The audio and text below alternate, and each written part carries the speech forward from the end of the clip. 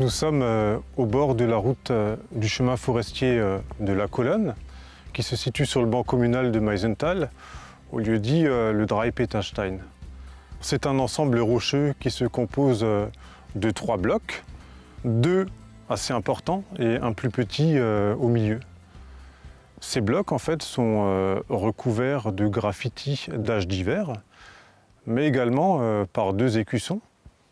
Sur le bloc sur lequel je me trouve, on a l'écusson des Hanau.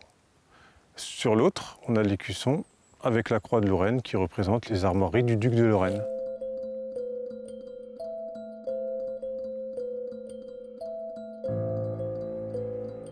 Sur le 3e bloc, le plus petit, devait figurer l'écusson des Nassau, dont on ne trouve aujourd'hui aucune trace. Les écussons datent de 1608 et sont chacun orientés vers le territoire qu'ils représentent.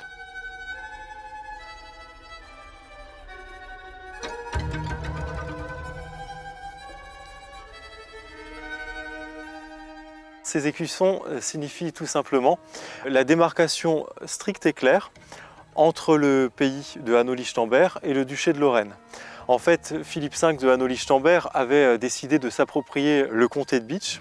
Évidemment, le duc de Lorraine ne l'a pas entendu de cette oreille, a décidé de le récupérer et en 1608, on marque enfin la frontière. Et donc, si vous suivez cette frontière, eh bien, elle est jalonnée de bornes.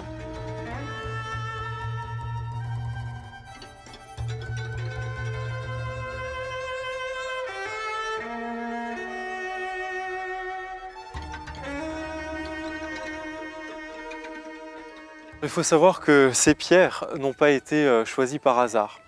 Donc on sait que le Dreipeterstein a une fonction depuis la plus haute antiquité.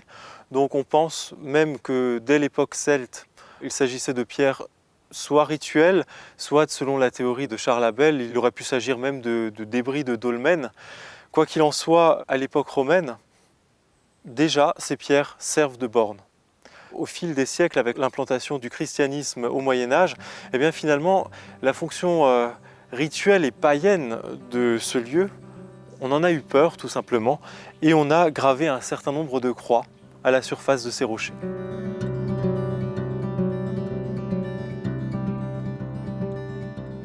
Le Dreipeterstein, mais également les bornes qu'on retrouve sur toute la frontière, ont toujours une influence à l'heure actuelle et sont toujours exactement sur la limite donc entre les 2 régions, l'Alsace et la Lorraine.